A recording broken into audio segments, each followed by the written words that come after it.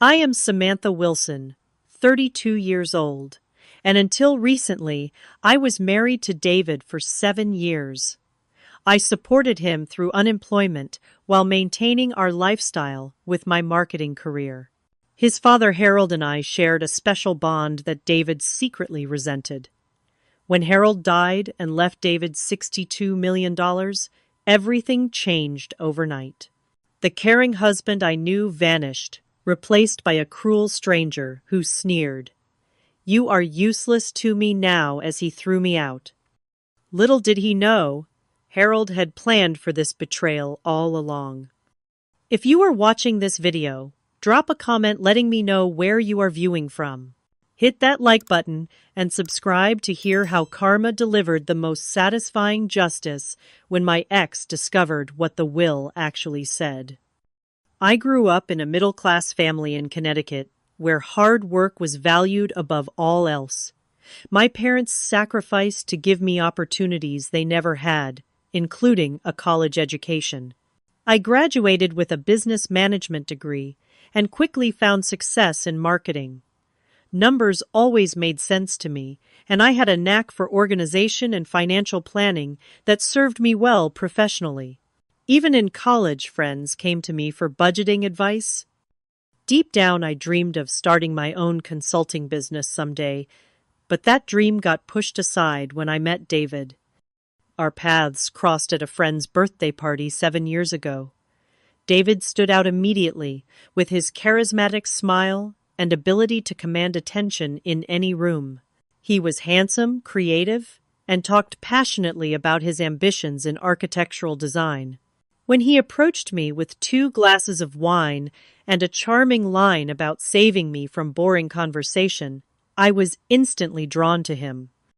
Architecture is about creating spaces that change how people feel, he told me that night. I want to design buildings that inspire people. His passion was magnetic. We talked until the party ended, and he asked for my number as we left. Our chemistry was undeniable, and after 6 months of dating, David proposed during a weekend trip to a beachside town. The ring was modest but beautiful, and I said yes without hesitation, believing I had found my partner for life. Our wedding was small but joyful. Looking back now, there were signs I chose to ignore. David had changed jobs twice during our short courtship, always with stories about difficult bosses or companies that failed to recognize his talent. I believed in him completely and was certain his career would eventually take off. The pattern continued after marriage. David would start a job with enthusiasm, then gradually grow frustrated and quit or get fired within months. He always had explanations that sounded reasonable at the time, but our financial stability rested entirely on my shoulders. I took on extra projects and worked longer hours to compensate, telling myself it was temporary. David assured me his big break was just around the corner. "When my career takes off, I will take care of you the way you deserve," he would promise. I believed him because I wanted to. My first meeting with Harold Wilson, my father-in-law, was intimidating. He was a successful businessman with a reputation for being demanding and direct. David had warned me that his father was difficult to please, and I was nervous about making a good impression. To my surprise, Harold and I connected immediately. He asked thoughtful questions about my career and listened with genuine interest. After dinner, he invited me to see his home office, where he showed me his collection of business books, many of which I had read. "You understand the value of financial responsibility," Harold remarked. "That is something I have tried to teach David for years." Over time, our relationship grew. Harold invited us for Sunday dinners that became a tradition. While David often found excuses to step away early, Harold and I would discuss business trends and investment strategies. He began mentoring me, informally recommending books and sharing wisdom from his decades of experience. "You remind me of myself at your age," he told me once. "The difference is you have empathy to balance your ambition." David grew increasingly resentful of our connection. He would make dismissive comments about our conversations and accuse me of trying to impress his father. What he failed to see was that Harold simply appreciated my genuine interest in learning. As years passed, our financial struggles intensified. David remained unemployed for longer periods, and his job searches became increasingly half-hearted. When I gently suggested he might consider positions outside architecture, he accused me of not believing in him. Our arguments about money became more frequent and heated. "You make me feel like a failure," he would say. "Do you know what it is like living in your shadow?" The truth was that I was exhausted from carrying the financial burden alone. I took on a management position that required longer hours and more travel. Though the promotion helped our finances, it put additional strain on our marriage. David claimed I was prioritizing work over our relationship, never acknowledging that my hard work was keeping us afloat. 3 years into our marriage, Harold was diagnosed with terminal cancer. The prognosis was grim, giving him less than a year. The news devastated both David and me, but we processed our grief differently. I immediately stepped up to help with hospital visits and appointments, while David seemed to withdraw emotionally. Harold's illness revealed more about David's character. During family gatherings, David performed grief dramatically when others were watching, but checked his phone constantly when he thought no one was looking. He arrived late to hospital visits and left early always with plausible excuses. Meanwhile, Harold and I grew closer. During his lucid moments between treatments, he shared stories about his life and business philosophy. He confided concerns about David's approach to money and responsibility. "I love my son," Harold told me during one private conversation, "but I worry about his judgment, especially when it comes to finances." In his final weeks, Harold asked to speak with me alone. His once powerful frame was now frail, but his mind remained sharp. He thanked me for bringing stability to David's life and for being the daughter he never had. Something in his expression suggested he wanted to say more, but he simply squeezed my hand and said, "Trust that I see everything clearly." When Harold passed away, I was at his bedside. David arrived 20 minutes after his father had already gone, having delayed at a coffee shop because hospitals make him uncomfortable. I held Harold's hand until the end, promising him I would look after David and honor his memory. I had no idea then how prophetic that moment would become. The funeral was held at Harold's favorite church, filled with business associates, friends, and family members. I spent days helping arrange the service, selecting music Harold would have appreciated, and ensuring every detail honored his memory. David contributed little to the planning, claiming grief made it difficult for him to focus on practical matters. I delivered a heartfelt eulogy that brought many to tears, speaking about Harold's wisdom, generosity, and the profound impact he had on my life. David sat in the front row, occasionally dabbing at dry eyes with a handkerchief. After the service, most condolences were directed to me rather than David, which I noticed bothered him enormously.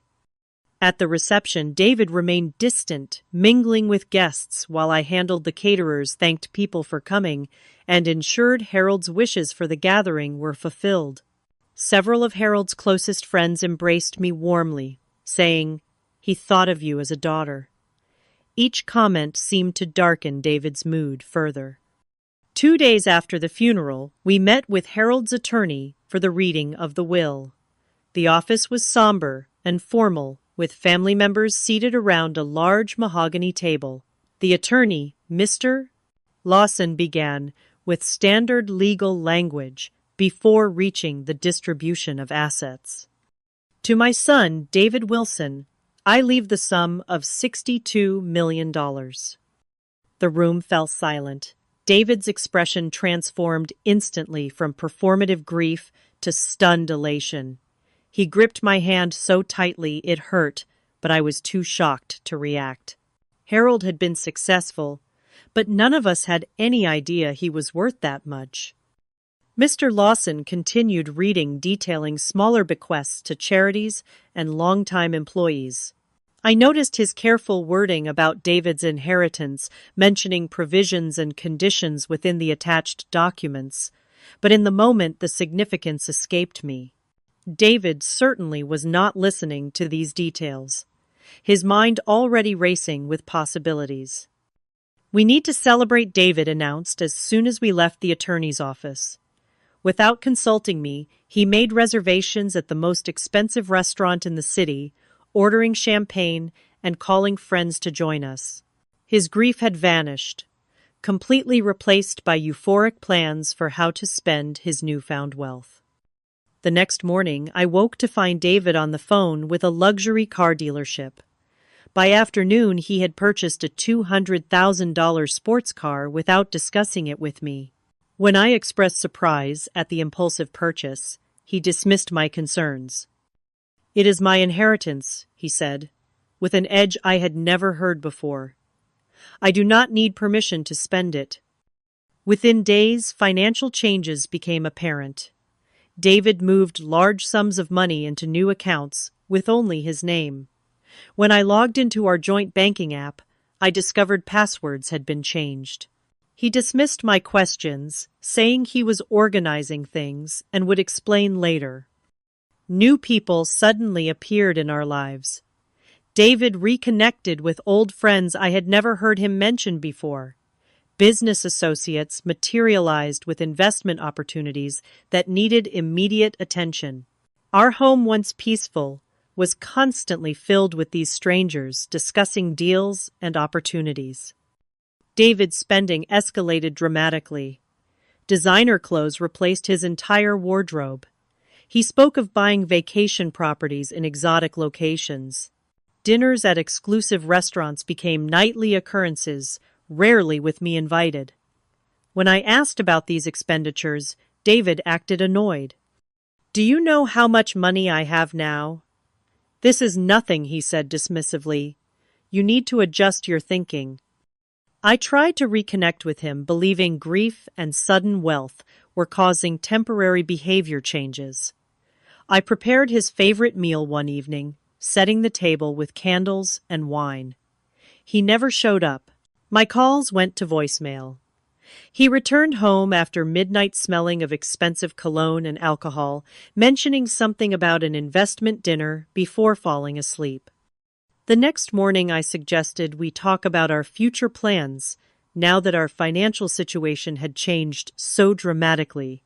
Perhaps I could reduce my working hours.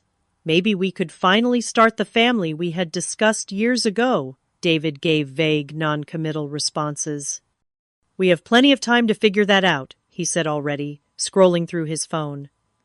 "I need to focus on managing this money right now." I gently suggested grief counseling, noting the dramatic change in his behavior might be related to losing his father. David scoffed at the idea. "I do not need a therapist," he snapped. "I need you to stop analyzing me and give me some space." I closed the laptop and leaned forward, looking each of them in the eye in turn. "For 15 years you have lived your lives as if I did not exist. You celebrated holidays, shared milestones, supported each other through hardships. You were a family in every sense of the word, just without me. And that was your choice." "Nothing is happening to our marriage," he said coldly. "But something is happening with you. You have become controlling since the money came in." "Controlling? I have barely seen you for weeks," I replied, shocked by the accusation. "Maybe you are jealous," he suggested with a cruel smile. "Maybe you cannot handle that I am finally successful while you have been lording your career over me for years." The argument escalated until David said something that stopped me cold. "Maybe you are finally seeing me for who I truly am and not who you tried to shape me into." 3 weeks after the funeral, I finally confronted him directly. After another night of him returning home in the early morning hours, I asked what was happening to our marriage. I stood alone in our kitchen, feeling as though I was looking at a stranger wearing my husband's face.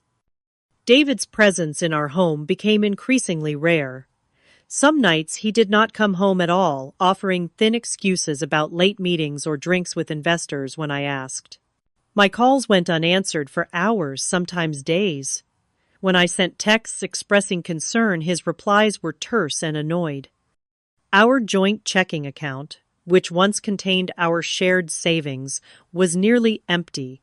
Large withdrawals appeared with no explanation. When I asked David about these financial changes, he brushed me off, saying he had moved funds to better investment vehicles and that I would not understand the complexities. One morning, I found a receipt in his jacket pocket for a $5,000 dinner at a restaurant we had once considered for our anniversary, but deemed too expensive.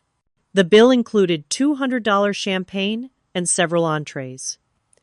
When confronted, David claimed it was a business dinner, but could not explain why it occurred at 11 p.m. on a Saturday. My suspicions grew when credit card statements arrived showing charges for jewelry I had never received and hotel rooms in our own city. David had also made a down payment on a beachfront property in Malibu without mentioning it to me. The real estate agent called our home to confirm details, surprised when I knew nothing about the purchase. "Your husband said it was a surprise for the family," she said apologetically. The confirmation of my fears came in the form of a misdirected text message. David's phone chimed one morning while he was in the shower. Thinking it might be important, I glanced at the screen to see a message from someone named Veronica. "Last night was amazing. Miss you already. When can you get away from her again?" My hands trembled as I scrolled through previous messages, each one more damning than the last.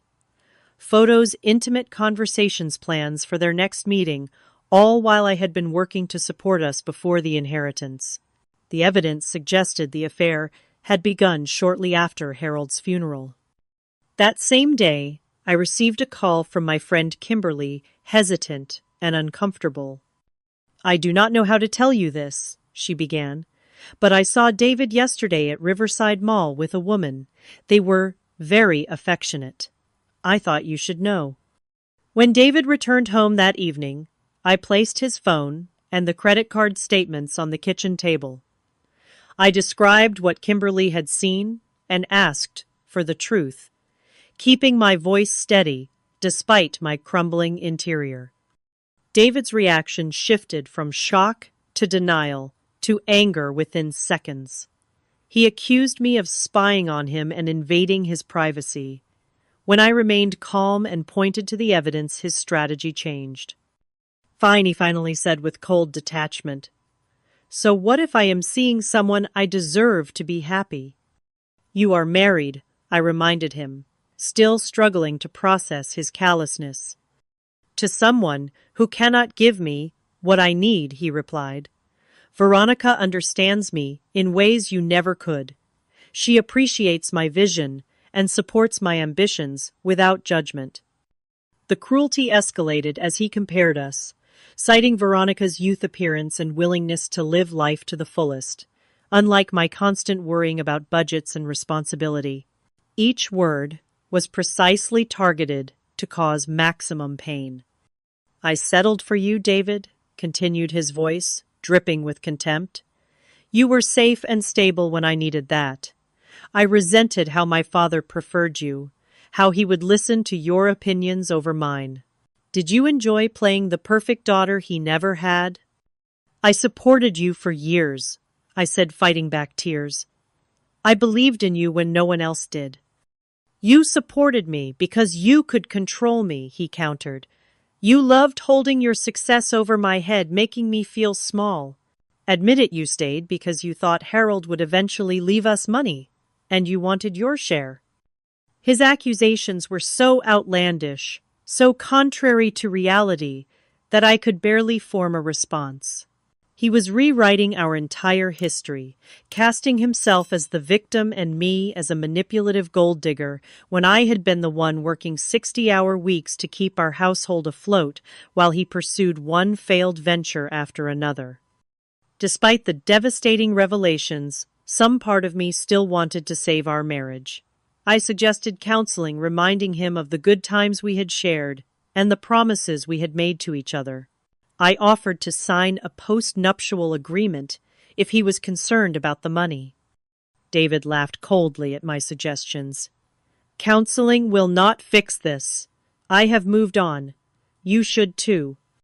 As the reality of the situation fully hit me, I felt the room spinning.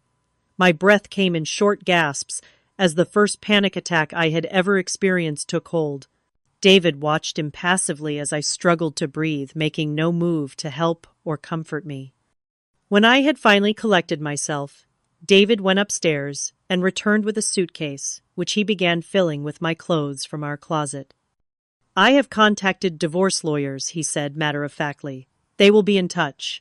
I am prepared to offer you a generous settlement if you make this easy and go quietly.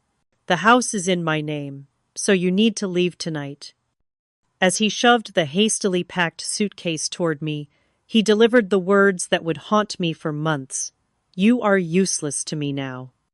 Standing in the doorway of what had been our home for 5 years, I looked back at the stranger who had replaced my husband and realized that money had not changed David. It had merely revealed who he truly was all along. The first night after being thrown out of my home, I sat in my car for hours, unable to process what had happened. Eventually, I called my friend Jessica, who immediately offered her spare room. When I arrived at her apartment, suitcase in hand, she took one look at my face and wrapped me in a hug without asking questions. The next morning, my body reacted to the trauma with physical symptoms. My hands would not stop shaking. Nausea made eating impossible. The world seemed distant and unreal, as if I were observing everything through thick glass. Jessica brought me tea and toast, sitting quietly beside me as I stared blankly at the wall. He threw me away like I was nothing, I finally whispered. 7 years together, and he threw me away in an instant. The following days passed in a blur of shock and confusion. I called in sick to work, unable to imagine sitting through meetings and making decisions when I could barely decide whether to get out of bed each morning. My appearance, once a priority, became irrelevant. I wore the same sweatpants for days, not bothering to style my hair or apply makeup. Jessica gently encouraged me to eat small meals and drink water, but everything tasted like cardboard. Sleep came only in brief, nightmare-filled intervals. I would wake gasping, dreaming of falling or being abandoned in empty places. The weight of betrayal felt like a physical pressure on my chest, making each breath an effort. After a week of existing in this suspended state, practical concerns forced me back to functionality. I needed a place to live. My salary, while good, could not afford anything comparable to the home I had shared with David, especially in our expensive city. I spent hours scrolling through rental listings, eventually finding a small one-bedroom apartment with a manageable security deposit. Collecting my belongings proved another humiliation. I coordinated with David via text to arrange a time when he would be out. Entering what had been my home with Jessica and her boyfriend to help carry boxes felt surreal. Many of my personal items, including family heirlooms and jewelry passed down from my grandmother, were mysteriously missing. Photos I had carefully framed were found in the trash. My home office had been completely emptied, with my computer nowhere to be found. He is doing this deliberately, Jessica said, watching me discover my garden tools snapped in half. He wants to hurt you. The official divorce papers arrived by courier 2 weeks after I had moved into my new apartment.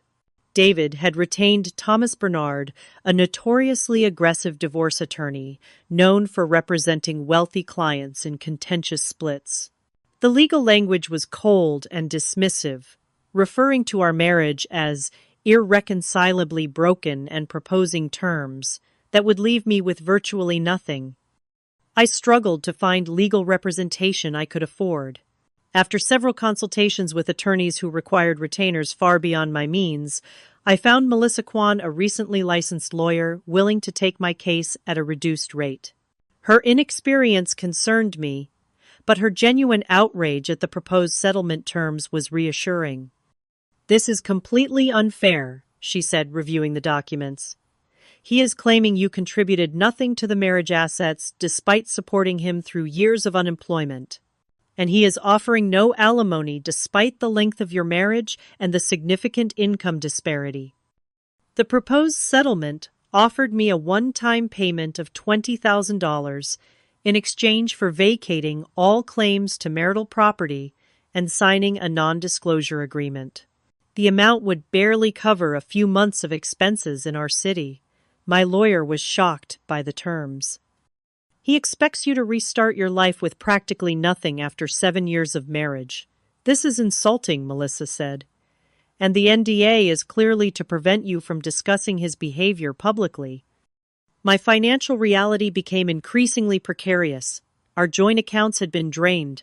My credit cards were suddenly canceled without warning. I calculated how long my personal savings would last while covering rent, utilities, and legal fees. The answer was alarming: less than 6 months. Job hunting, while emotionally devastated, proved challenging.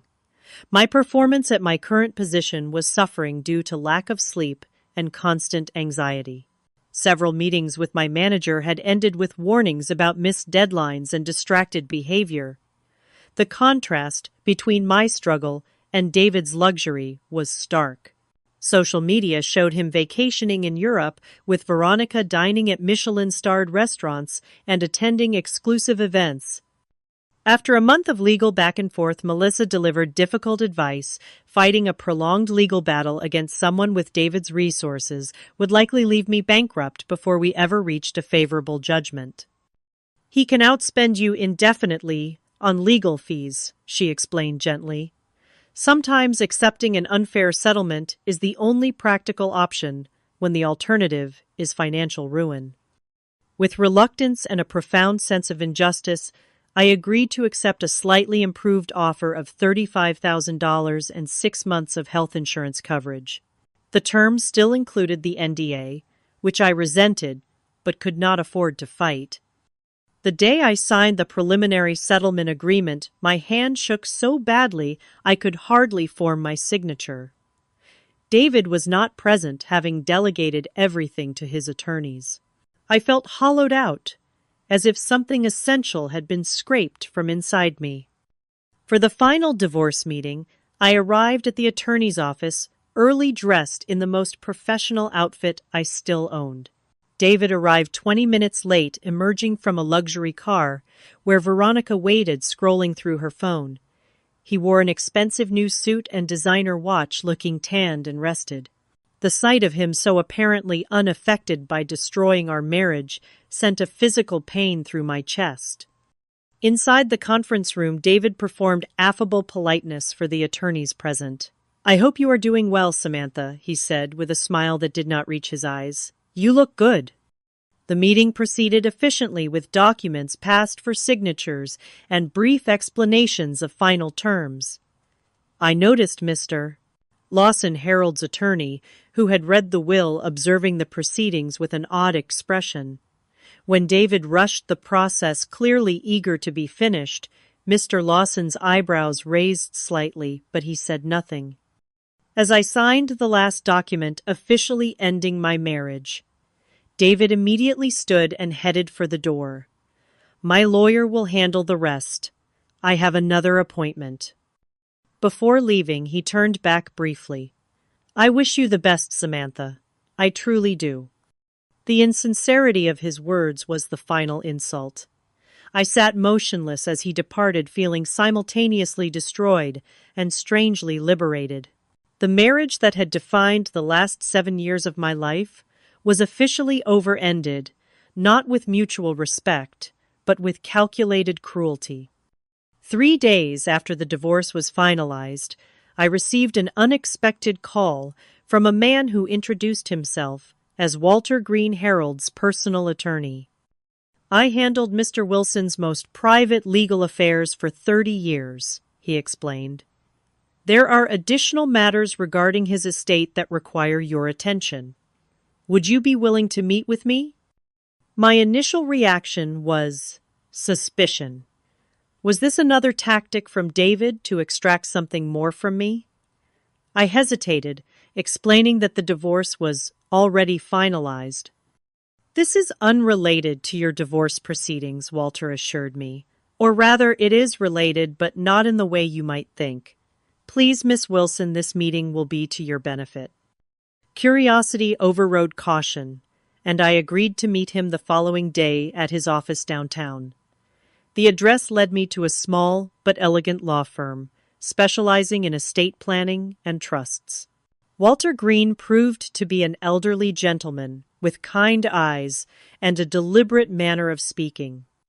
"Thank you for coming," he said, showing me to a comfortable chair. "Before we begin, I need to ask, did David initiate your divorce, or did you—" The question seemed odd, but I answered honestly. He did.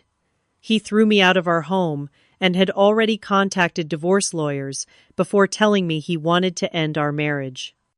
Walter nodded, making a note. "And did you contest the divorce or try to reconcile?" Again, I explained that I had initially suggested counseling and attempted to save the marriage, but David had been adamant about ending things quickly. "I see," Walter said, seeming relieved by my answers.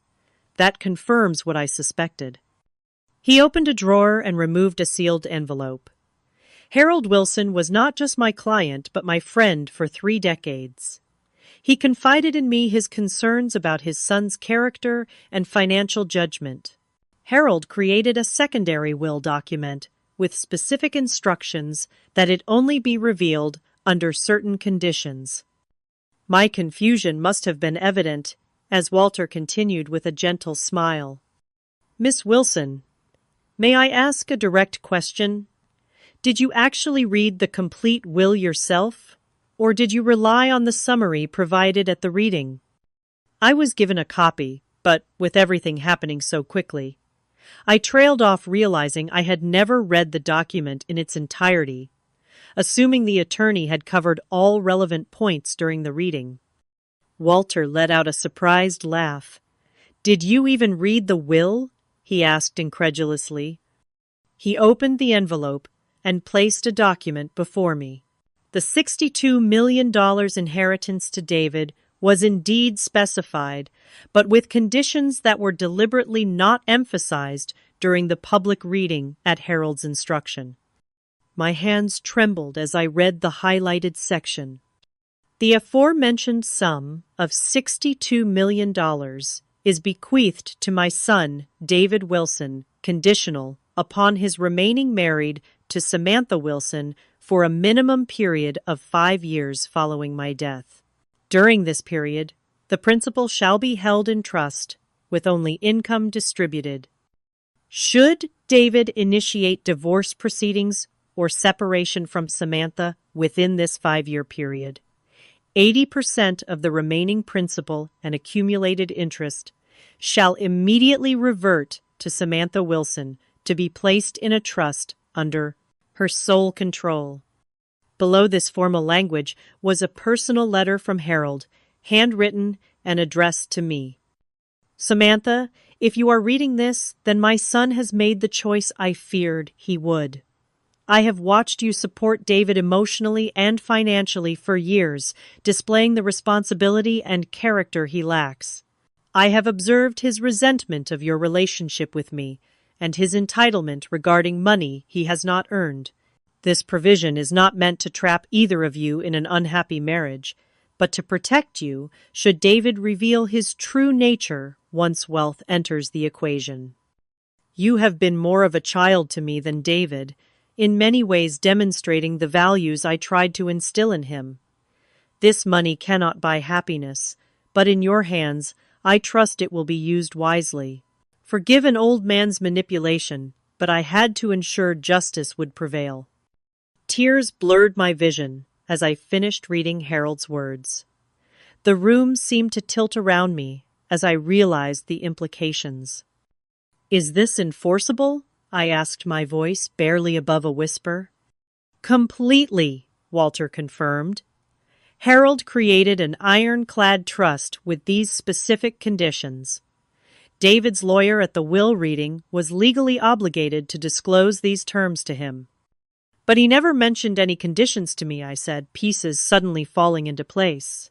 He rushed the divorce through as quickly as possible. Walter's expression darkened. That suggests David may have paid for information to be withheld or discovered the terms afterward and attempted to finalize the divorce before you became aware. Either scenario constitutes potential fraud. He leaned forward, placing a business card before me. I would be willing to represent you in this matter at minimal cost. Harold would have wanted me to ensure his wishes were honored. Before I could respond, my phone began vibrating continuously. Text messages and missed calls from David flooded the screen, each more desperate than the last. We need to talk immediately. There's been a terrible misunderstanding. Please call me. It's urgent. Walter observed the notifications with raised eyebrows. It appears David has just discovered you're meeting with me. That evening, as I sat processing the revelation in Jessica's apartment, the doorbell rang repeatedly. Jessica looked through the peephole and turned to me with wide eyes. "It's David," she whispered. "He looks different."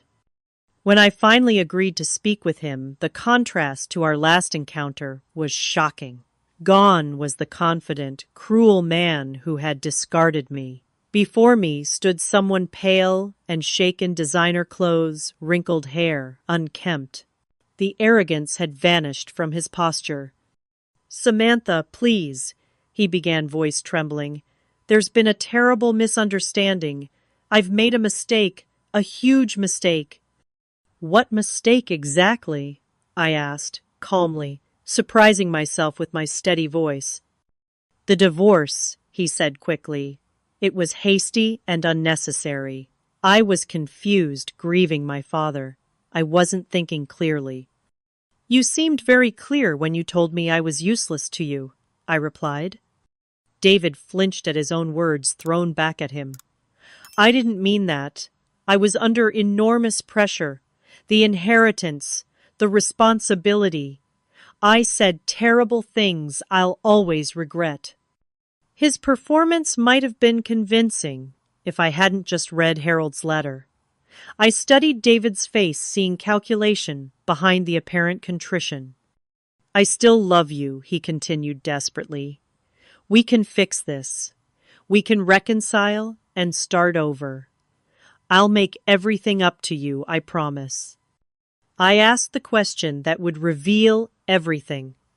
"When did you find out about the clause in your father's will?" His hesitation told me all I needed to know. The guilty flicker in his eyes confirmed Walter's suspicion that David had known about the condition, but had gambled I wouldn't discover it until after the divorce was final. "The divorce is already final, David," I said quietly. The facade crumbled instantly. David fell to his knees, all pretense abandoned. "Please, you don't understand. I've already spent millions. I bought properties, invested in startups, made commitments. Veronica left when the money started to run out. I need your help, Samantha. We can remarry, satisfy the terms of the trust." "You need my help," I repeated, the irony almost overwhelming. "I got carried away," he pleaded, tears streaming down his face. The money, the attention, it was intoxicating. I wasn't myself. Looking at him begging on Jessica's apartment floor, I reflected on how differently I would have acted with sudden wealth. I would have secured our future, perhaps started the business I had dreamed of, maybe even helped David pursue his architectural ambitions legitimately. "You were right about one thing, David," I said finally. "I am useless to you now." David's desperate attempts to reconcile grew increasingly elaborate in the days following our confrontation. Expensive flower arrangements arrived daily at Jessica's apartment until I requested the doorman refuse them. Jewelry appeared with notes begging for another chance. He waited outside my workplace with grand gestures that embarrassed us both. When gifts failed to sway me, David enlisted mutual friends to plead his case. Most saw through his sudden change of heart, but a few suggested I consider reconciliation for both your sakes. None knew about the will's conditions protected by legal confidentiality. His promises escalated to absurd proportions. He vowed to put all remaining assets in my name. He offered to sign a contract giving me complete financial control. He suggested we renew our vows in an extravagant ceremony to prove his commitment. Each proposition revealed his focus remained entirely on the money, not on the relationship he had destroyed. Meanwhile, Walter Green moved swiftly to enforce the terms of Harold's will. We filed the necessary legal documents to activate the trust provision, triggering an immediate response from David's attorneys. They filed a countersuit, claiming fraud and undue influence, alleging I had manipulated Harold into creating the conditional bequest. The case revealed disturbing evidence about David's actions. Email records showed he had indeed paid Thomas Bernard a substantial bonus to withhold information about the will's conditions. Bank transfers documented millions already spent on luxury purchases and risky investments. Most damning was a text exchange with Veronica discussing how to finalize the divorce before I discovered the inheritance conditions. The judge assigned to our case, a stern woman with 30 years of experience in family court, made her disapproval of David's behavior clear during hearings. When evidence of the attorney's ethical violations came to light, she referred the matter to the State Bar Association for investigation. After 3 months of legal proceedings, the court ruled entirely in my favor. The trust provision was deemed valid and enforceable, with David's attempts to circumvent it through deception constituting a clear violation of his father's legally expressed wishes. With the ruling finalized, I suddenly found myself responsible for managing nearly $50 million. The enormity of this change overwhelmed me initially. I had always been financially responsible, but this level of wealth required knowledge I didn't possess. Rather than making immediate decisions, I assembled a team of legitimate financial advisors, including a certified financial planner, tax attorney, and investment specialist with fiduciary responsibility. We developed a conservative strategy focused on preserving capital while generating sustainable income. Unlike David's impulsive spending, I approached the inheritance methodically allocating funds to various categories: secure investments, retirement planning, charitable giving, and a modest portion for personal use. I remained in my affordable apartment, unwilling to make major lifestyle changes until I had fully processed everything that had happened. David's parents, who had remained distant during our marriage, suddenly became intensely interested in reconciliation. His mother called repeatedly, first attempting to reason with me about family loyalty, then suggesting I was being vindictive. When I remained firm, they progressed to implied threats about contesting the will, followed by offers of a private settlement if I would share the inheritance with their son. David made mistakes, but he's family, his mother insisted during one call. Harold would have wanted you to forgive him. Harold made his wishes very clear, I responded calmly. He wanted me to be protected from exactly this situation. Their final attempt was a carefully staged, accidental meeting at a restaurant where they brought an apparently chastened David to apologize once more. I excused myself immediately, later sending a clear message through Walter that all communication should go through our respective attorneys. Throughout this period, I gradually rebuilt connections with my own family, who had grown distant during my marriage due to David's subtle isolation tactics. My parents were shocked by the full story, having seen only the curated version of our relationship I had presented over the years. "We always sensed something was off," my mother admitted, "but you seemed determined to make it work, so we didn't interfere." Friends I had neglected while working overtime to support David welcomed me back with open arms. Jessica continued to be my strongest supporter, offering perspective when I doubted myself and celebrating small victories in my recovery. Therapy became an essential part of my healing process. Dr. Larson helped me recognize patterns of emotional manipulation I had accepted as normal and the gradual erosion of my boundaries during the marriage. We worked through the trauma of betrayal and abandonment, building healthier expectations for future relationships. What's remarkable, Dr. Larson noted after several months, is not just that you survived this betrayal, but that you've maintained your compassion while setting necessary boundaries. As the legal dust settled, David's behavior grew increasingly erratic. Charm gave way to harassment when his attempts at reconciliation failed. He spread rumors among acquaintances about me stealing his inheritance. Late-night phone calls came from unknown numbers, revealing his intoxicated state as he alternated between pleading and accusations. After he accidentally appeared at 3 different locations where I was meeting friends, I reluctantly filed for a restraining order.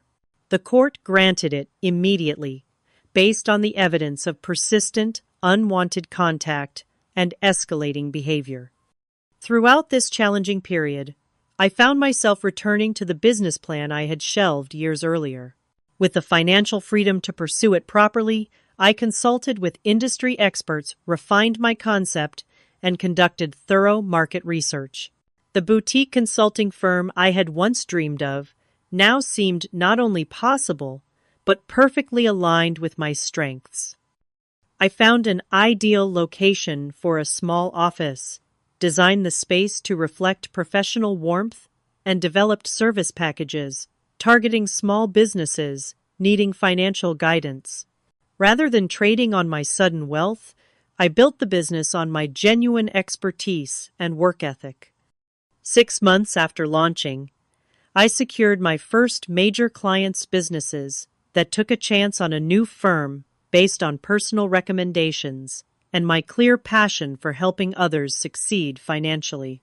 The positive feedback and referrals that followed validated that my success came from skill rather than inheritance. When a local business magazine included my firm in a Startups to Watch feature, the satisfaction I felt far exceeded any emotion related to the inheritance. This was something I had built myself based on knowledge I had earned through years of hard work. The contrast between David's approach to sudden wealth and my own could not have been starker. While he had sought immediate gratification and status, I focused on creating something sustainable that would benefit others. The money itself had never been the goal. It was merely a tool that enabled me to build something meaningful. 1 year after the divorce was finalized, I barely resembled the shattered woman who had signed those papers. The physical transformation reflected inner healing. I stood straighter, spoke more confidently, and smiled genuinely again. My new apartment, though modest, compared to what I could afford, was decorated entirely to my taste, with no compromises to anyone else's preferences. My consulting business had expanded to a larger office downtown with 3 employees. Each day brought new challenges that engaged my mind and talents fully. The confidence in my walk and voice was earned through overcoming adversity rather than granted by wealth. Regular therapy had helped process the betrayal without letting it define me. I developed daily practices that supported ongoing healing journaling to track my emotional progress meditation, to stay grounded amid major life changes, and building a support network of authentic friendships based on mutual respect. Dating again came slowly and cautiously. My first attempts were coffee meetings that never progressed further, as I was still learning to trust my judgment of character. Eventually, I enjoyed a few pleasant dinner dates with men who seemed genuinely kind, though I remained transparent about not being ready for a serious relationship. The best part about dating now, I told Jessica, is that I know exactly what my boundaries are and feel no guilt about maintaining them. As my business thrived, I expanded services beyond my initial projections. The staff I hired brought complementary skills, creating a collaborative environment where everyone contributed to our success. Industry recognition came in the form of business awards and speaking invitations at conferences, validating that my vision had real value. 6 months into the business, I established the Harold Wilson Foundation with a significant portion of the inheritance. The foundation focused on financial education for women, particularly those recovering from financial abuse or sudden economic changes. We offered scholarships for disadvantaged students, pursuing business degrees and mentorship programs for young entrepreneurs. Financial independence is about more than money, I explained at the foundation's launch event. It's about having the knowledge and confidence to make informed decisions about your future. The foundation became the most meaningful use of Harold's gift, transforming wealth into opportunity for others. Each scholarship recipient or successful mentee reinforced that true value comes from creating positive change, not accumulating possessions. Nearly 14 months after our divorce, I encountered David unexpectedly at a restaurant downtown. I had just finished a business lunch when I noticed him sitting alone at the bar, staring into a half-empty glass. His appearance shocked me, the designer clothes replaced by wrinkled khakis and an untucked shirt, his once carefully styled hair now thinning and unkempt. He noticed me before I could decide whether to acknowledge him. After a moment's hesitation, he approached my table, a shadow of his former confidence evident in his hunched posture. "Samantha," he said quietly, "you look well." Up close, the changes were even more apparent. Fine lines had appeared around his eyes, and he had gained weight in a way that suggested stress rather than contentment. "May I sit for a moment?" he asked, gesturing to the empty chair across from me. Against my better judgment, I nodded. The anger that had once burned so intensely had faded to something resembling indifference. "I filed for bankruptcy last month," he said, without preamble. "The investments failed. The Malibu property was foreclosed. Veronica left 6 months ago for someone with better prospects." I remained silent, neither encouraging nor discouraging his confidences. "I realize now what I threw away," he continued, eyes fixed on the table rather than meeting mine. "Not just the money, but everything else. Your support, your belief in me, the life we could have built together." For the first time since I had known him, David's words seemed genuinely reflective rather than calculated for effect. "I owe you an apology," he said finally. "A real one, not like before when I was just trying to get the money back. I was cruel to you. I betrayed you after years of your support. There's no excuse for how I treated you." I considered his words carefully before responding. "Thank you for saying that, David. My father was right about you," he admitted. "And about me. He saw who we both truly were." The conversation lapsed into silence, neither uncomfortable nor comfortable, simply existing in the space between two people who had once shared everything and now shared nothing but a complicated history. Would it be possible, David asked hesitantly, for us to stay in touch? Not to reconcile, he added quickly, seeing my expression. Just to talk occasionally, as friends maybe someday. I took a moment to check my internal response to his request. The boundary felt clear and natural. I don't think that would be healthy for either of us, David, I said gently. I wish you well, truly. I hope you find your way forward, but our paths need to remain separate. He nodded, accepting my decision without argument. As he stood to leave, I noticed the bill for his drink on the bar. Making a split-second decision, I signaled the bartender and quietly paid it before David could notice. Not out of obligation or pity, but as a final gesture of closure. Walking home afterward, I reflected on how completely my understanding of worth had transformed. For years, I had tied my value to what I could provide others, the support I could offer, the stability I could create. David had defined worth through external validation, possessions, and status. Harold had seen through both of us, recognizing that true character reveals itself not when we have nothing, but when we suddenly have everything. Money had not corrupted David. It had merely accelerated and amplified who he already was. The inheritance that David had viewed as an endpoint had become my beginning. It provided not just financial security, but an opportunity to create something meaningful that aligned with my values. The wealth itself was not the gift. The freedom to pursue purpose was. The greatest irony was that in discarding me, David had lost everything while through being discarded, I had found myself. The person I had become after weathering betrayal was stronger, wiser, and more authentic than the woman who had desperately tried to save a marriage with someone who valued wealth over connection. Life after devastation had revealed possibilities I could never have imagined during those dark days after being thrown out of my home. The journey from breakdown to breakthrough had transformed not just my circumstances, but my fundamental understanding of resilience and self-worth. Looking toward the future, I felt genuine optimism, not because everything was perfect, but because I had discovered my capacity to create meaning from misfortune.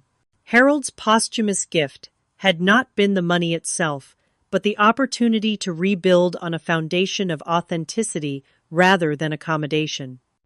The betrayal that once defined my story had become merely a chapter in a much larger narrative of growth and self-discovery. For that unexpected transformation, I felt a bittersweet gratitude. I wonder if any of you have experienced a situation where betrayal eventually led to something better in your life. Has anyone else discovered their strength only after being pushed to their breaking point? Share your stories in the comments below. If this video resonated with you, please hit the like button and subscribe for more stories about finding unexpected strength in difficult situations. Thank you for listening to my journey, and remember that sometimes losing what you thought you wanted can lead you to what you truly deserve.